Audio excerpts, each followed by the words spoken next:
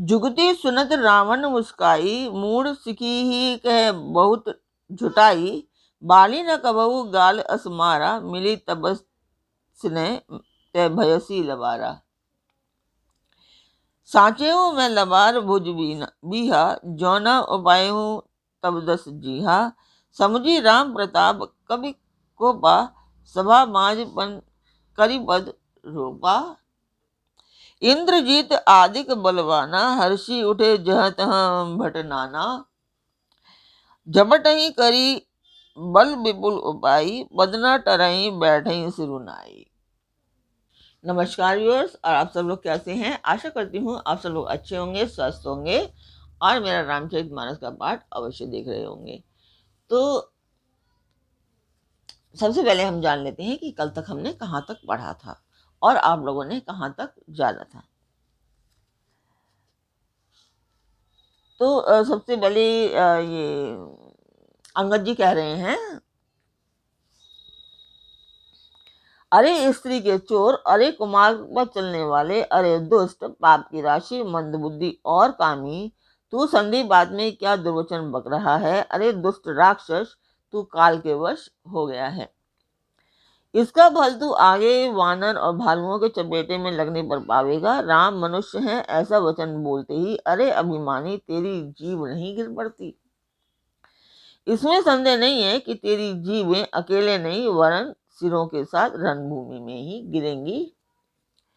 रे दशकंद, जिसने एक ही वाण से बाली को मार डाला, वह मनुष्य कैसे है?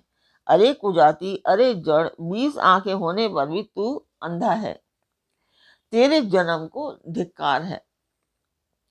श्री रामचंद्र जी के वाण समूह तेरे रक्त के प्यासे हैं, वे प्यासे ही रह जाएंगे। इस डर से अरे कड़वी बकवास करने वाले नीच राक्षस, मैं तुझे छोड़ता हूँ। वो कह रहे हैं कि अगर मैं तुझे मार डालूंगा तो जो श्री रामचंद्र जी के जो वाण हैं वो प्यासे रह जाएंगे, वो नहीं मार पाएंगे। तो इसीलिए वो अंगद उसे छोड़ देते हैं रावण को।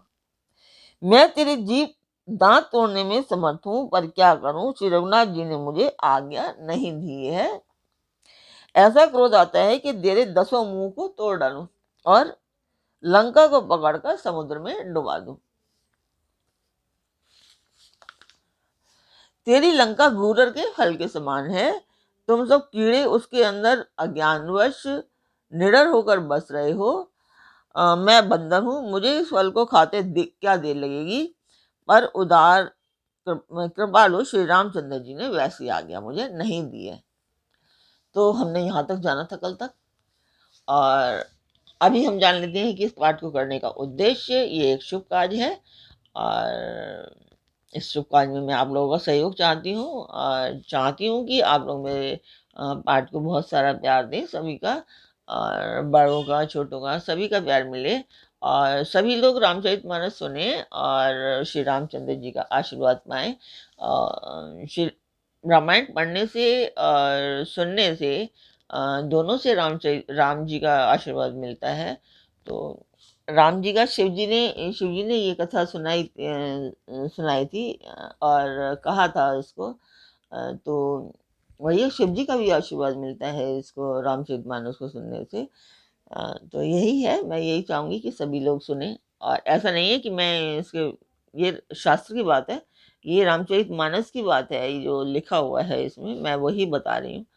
तो फिर आप लोगों को मैं मंदिर की वीडियो डालती हूँ, आप लोग वो देखिए और मुझे अब मेरी कमियां और मेरी अच्छाइयाँ दोनों बताएं, ताकि मुझे पता लगे कि मैं कितना सही और कितना गलत कर रही हूँ। तो आप लोग, मैं मंदिर की वीडियो डालती हूँ, आप लोग देखिए।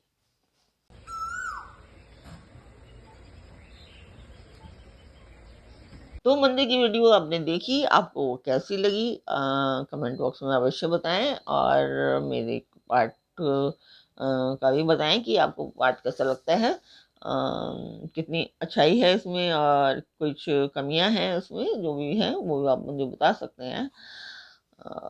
तो आज का पाठ शुरू करते हैं। तो शुरू करने से पहले मैं आप लोगों का स्वागत करती हूँ अपने रामचरितमानस के लंका कांड पाठ से।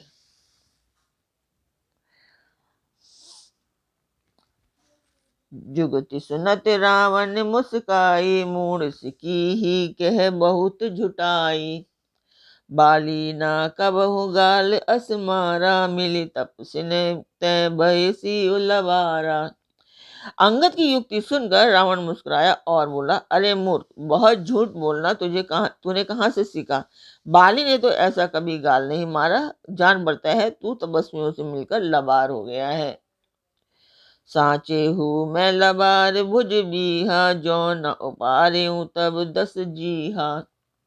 समुझ राम प्रताप कवि को पा, सभा माज परि पन करि पद प्रोपा। अंगद ने कहा, अरे 20 भुजा वाले, यदि तेरी 10 जीभें मैंने नहीं उखाड़ ली तो सचमुच मैं लबार ही हूँ। श्री रामचंद्र जी के प्रताप को समझकर, स्मरण कर मतलब याद करके, अंगद क्रोधित हो उठे और उन्होंने रावण की सभा में प्रण करके दृढ़ता के साथ पैर जमा दिया। जो मम चरण सकसी सटटारी, भिरई राम सीता मैं हारी। सुनहु सुबट सब कह 10 सीसा, पद गही धरनी पछारे हूँ कीसा। और कहा, अरे मूर्ख, यदि तू मेरा चरण हटा सके तो श्री रामचंद्र जी लौट जाएंगे, मैं सीता हार गया। रावण ने कहा, हे सब वीरों सुनो, पैर पकड़कर बंदर को पृथ्वी पर पछाड़ दो।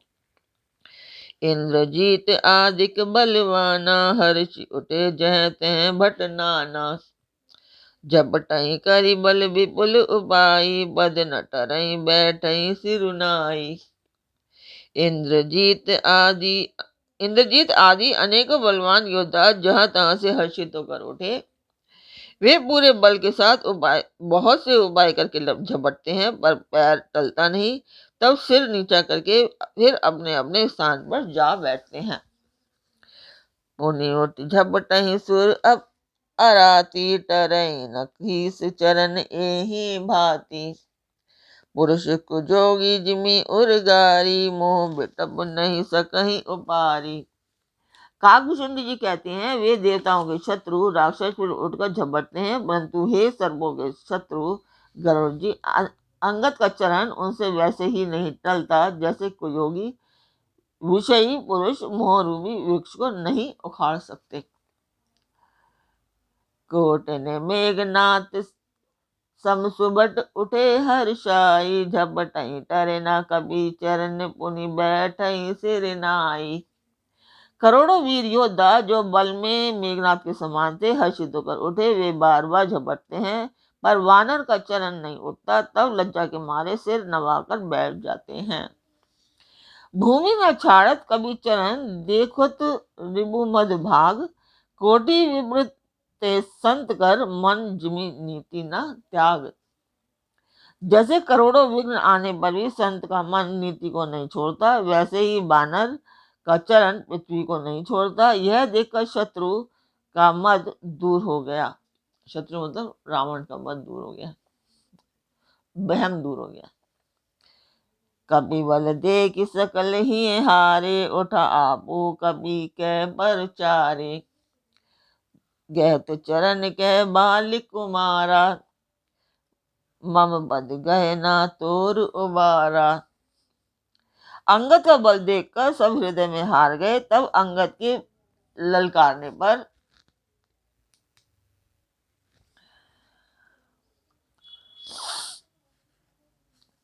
रावण स्वयं उठा। जब वह अंगद का चरण पकड़ने लगा तब बाली कुमार अंगद ने कहा, मेरा चरण पकड़ने से तेरा बचाव नहीं होगा। गहसी न राम चरण सट जाई, सुनत भिरामन अति सकुचाई। भयउ तेज हत न श्री सब गई, मध्य दिवस जिमि शशि सोहई। अरे मूर्ख, तू जाकर श्री राम जी के चरण क्यों नहीं पकड़ता। यह सुनकर वह मन में बहुत ही सकुचाकर लौट गया। उसकी सारी श्री जाती रही। वह ऐसा तेजहीन हो गया जैसे मध्याह्न में चंद्रमा दिखाई देता है। सिंहासन बैठो सिर नाई, मानव संपत्ति सकल गवाई।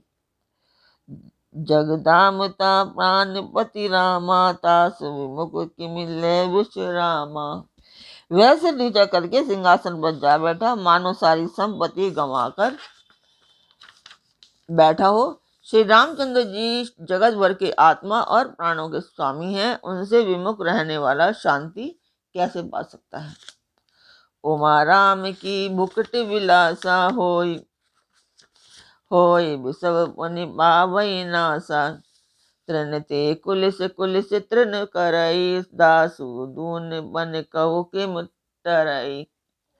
शिव जी कहते हैं कि हे उमा, जिन श्री रामचंद्र जी के भ्रू विलास भौं के इशारे से विश्व उत्पन्न होता है और फिर नाश को प्राप्त होता है, जो तृण को वज्र और वज्र को तृण बना देते हैं, अत्यंत निर्बल को महान प्रबल और महान प्रबल को अत्यंत निर्बल कर देते हैं, उनके दूत का प्रण कहो कैसे टल सकता है। पुण्य कभी कई नीति विधि नाना, मानता ही कालु निराना।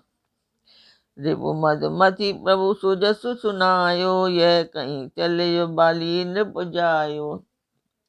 फिर अंगद ने अनेकों प्रकार से नीति कही, पर रावण ने नहीं माना, क्योंकि उसका काल निकट आ गया था।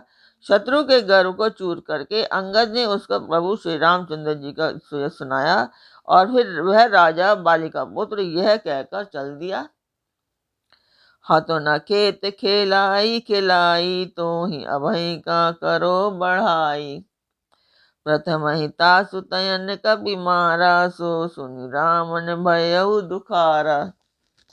रणभूमि में तुझे खेला खेला कर न मारूं, तब तक अभी पहले से ही क्या बढ़ाई करूं। अंगद ने पहले ही सभा में आने से पूर्व ही उसके पुत्र को मार डाला था। वह संवाद सुनकर रावण दुखी हो गया। जातु धान अंगद पन देखी, भय व्याकुल सब भय विशेषी।